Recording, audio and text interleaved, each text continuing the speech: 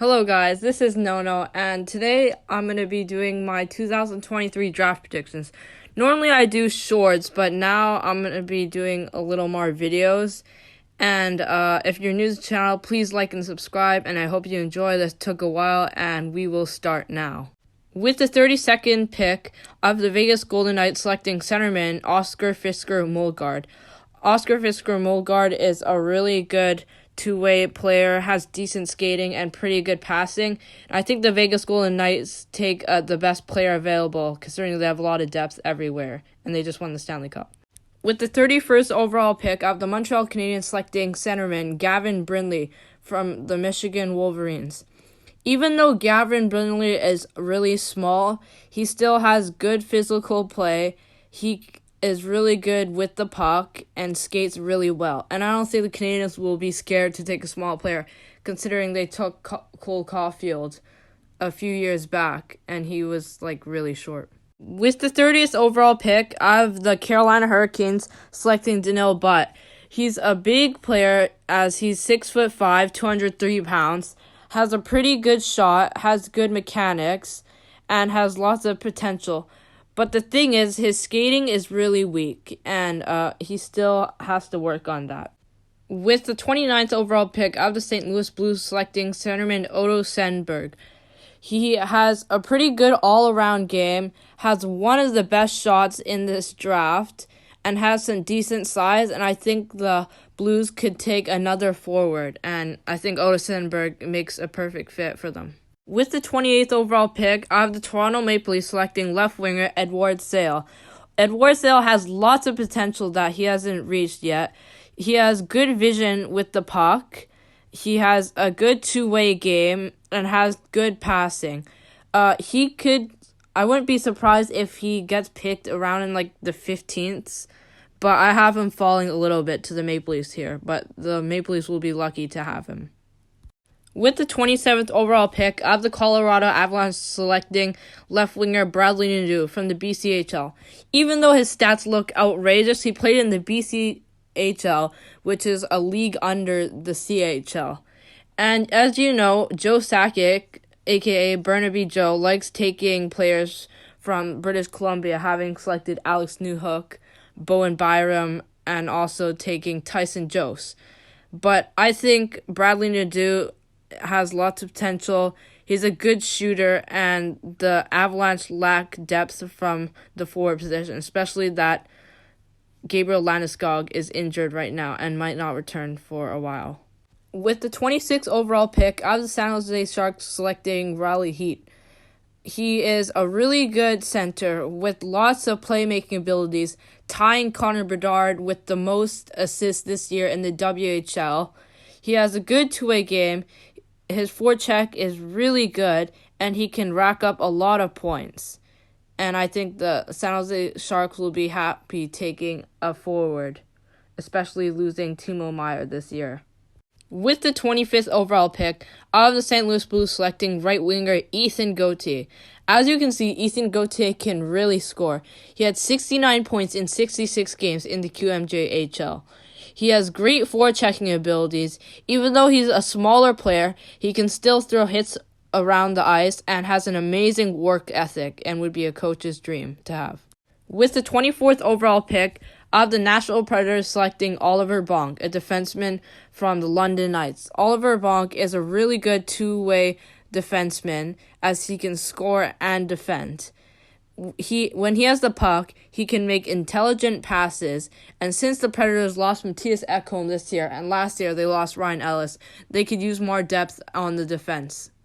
With the 23rd overall pick of the New York Rangers selecting centerman Brayden Yager. Brayden Yager has a deadly release and can aim for the corners. I think the Rangers need more forwards, especially since they have good defensemen. I don't think they're going to be too weak on the defense, and I think they're going to need a little more forwards because Patrick Kane and Tarasenko are going to be a free agent this year. With the 22nd overall pick of the Philadelphia Flyers selecting left winger Andrew Crystal. Crystal has blazing speed and is a great playmaker and has beautiful handles. The Flyers are kind of weak on everything, so I think they take the best player available, and Crystal will be a really good player for them in the future. And with the 21st overall pick, I have the Minnesota Wild taking left winger Quentin Musty. Quentin Musty is a really good physical guy who's more of a net front presence. And I think the Wild really need some more forwards, and their defense is really good. So this is why they're going to draft out forward. Could be any position. With the 20th overall pick, out of the Seattle Kraken selecting defenseman Mikhail Gulyayev. Gulyayev is a really good offensive defenseman with great passing, blazing speed, and he's got pretty much everything in the offensive bag. I've seen a lot of comparisons to him to Quinn Hughes, but the thing is that he still has 2 more years on his contract in the KHL, and that means the Kraken will have to wait 2 years, but that means he has more time to develop, and I think the Kraken could use an offensive defenseman on their blue line. With the 19th overall pick, I have the Chicago Blackhawks taking left winger Samuel Honzek. I think the Blackhawks just take the best player available, especially since they're weak on basically every position. Samuel Honzek is a 6'4" player. He's pretty big, and he uses his size effectively. He's a good back checker, has a pretty good shot, and can create lots of offense. And I think the Blackhawks will be happy to select Samuel Honzek. With the 18th overall pick of the Winnipeg Jets selecting centerman Callum Ritchie. It's going to be really important for the Jets to get a center this year because of all the Pierre-Luc Dubois rumor that he's going to Montreal. And I think Callum Ritchie would fill a good spot. He's got high IQ, is always in the zone at the right time and the right place, and is a really good puck protector. The 17th overall pick of the Detroit Red Wings selecting right winger Gabriel Perreault. Perreault is a really good playmaker and has pretty good speed and a decent shot. And the Red Wings, obviously, they have a great young defense having Mo Seider and also having Simon Edvinsson. So I think the Red Wings take more depth on the forward position. Perreault has done really good, getting 18 points in 7 games in the World Juniors Championship, and has gotten 45 points in 23 games this year in the USHL. And I think the Red Wings will be really happy to get him alongside Dylan Larkin on the first line. With the 16th overall pick, I have the Calgary Flames selecting defenseman Dmitry Simashev. Especially since the rumors of Noah Hanifin leaving, I think the Flames need another left-shot defenseman on their blue line. Simashev can score here and there, but is more of a shutdown defenseman with good size. Simashev is also viewed as one of the top defensemen in this year's draft, but I have him falling a little bit to the 16th pick. With the 15th overall pick, I have the Nashville Predators selecting right winger Matthew Wood. I already have the Predators selecting defenseman Oliver Bonk in this year's draft, so I think they get a forward to even it out a little bit, so they have a defenseman and a winger in the draft. Matthew Wood is a really good shooter and has improved on his shot a lot this year, and he has comparables to Tage Thompson. With the 14th overall pick, I have the Pittsburgh Penguins selecting centerman Nate Danielson.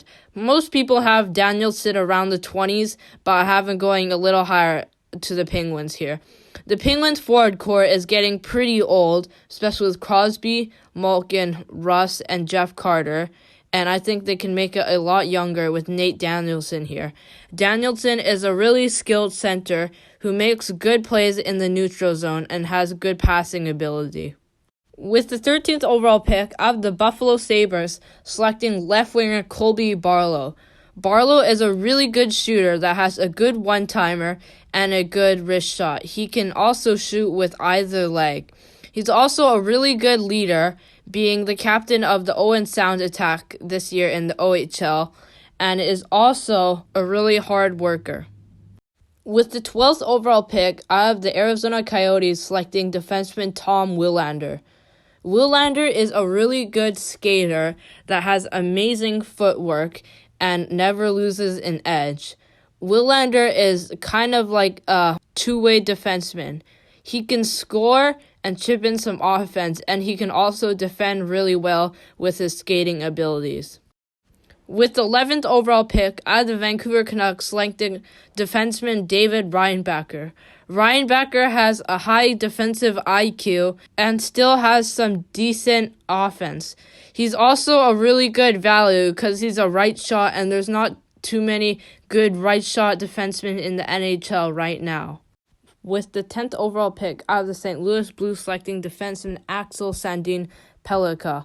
He is a really good offensive defenseman, has a really good shot and playmaking abilities, and would be the first unit defenseman power play. The thing is he is a smaller defenseman and doesn't have as much strength, so that's why he won't be as high up. But I have him as being the highest picked defenseman in this year's NHL draft.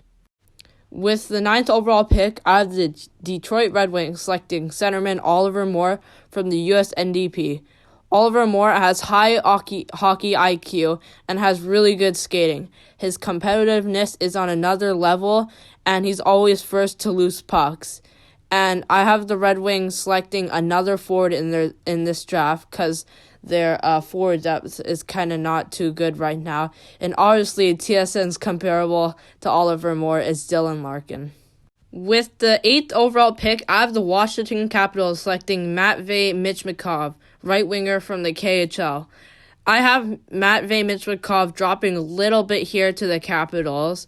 And the thing is, he still has a 3-year contract in the KHL, so he won't play till the 2026-27 season, I'm pretty sure. And Michmakov has really good handling skills. He also has a really good way to find the puck in the back of the net and has a huge offensive threat. And he also has a pretty good defensive game in his bag. With the 7th overall pick of the Philadelphia Flyers selecting centerman Dalibor Dvorsky. Dvorsky has a really good two-way game and can easily deke around players with his really good speed. I think the Flyers just take the best available player here, considering they're basically weak on every position and they're kind of still in a rebuild mode after the past couple seasons. With the 6th overall pick, I have the Arizona Coyotes taking centerman Ryan Leonard. I think Ryan Leonard can really help Clayton Keller and the Coyotes get a better team in the future and sell more tickets in the crowd. Leonard has a really good shot and has a great ability to pass to his teammates in dangerous zones. He's also a pretty good skater that will help the Coyotes in the future. With the 5th overall pick, I have the Montreal Canadiens selecting centerman William Smith, also known as Will Smith. I know the Canadiens have lots of center depth, having Nick Suzuki, Kristen Dvorak, and Jake Evans, but we all know that Kristen Dvorak isn't really too good anymore. He's kind of struggled with injuries, and Jake Evans, he's kind of just like a third, fourth line center. But Will Smith has great handling abilities. He has great speed to get pucks in the corner and also just has great speed overall. And the Canadiens have been rumored to get Will Smith in this year's NHL draft. With the 4th overall pick of the San Jose Sharks taking left winger Zach Benson from the WHL. Even though Zach Benson is a small guy, being 5'9", 163 pounds, he is still one of the best players in this year's NHL draft. He has really good passing and great vision, and he always has vision to see great passes to lead to scoring opportunities. He has comparables to Zach Hyman and Mitch Marner, and the Sharks really need some more forward depth. With the 3rd overall pick of the Columbus Blue Jackets selecting centerman Leo Carlsson, I think Leo Carlsson would be a perfect fit on a line with like Johnny Gaudreau and Patrick Laine. That would be a deadly line. But Leo Carlsson has really good skating ability and can easily get past defenders.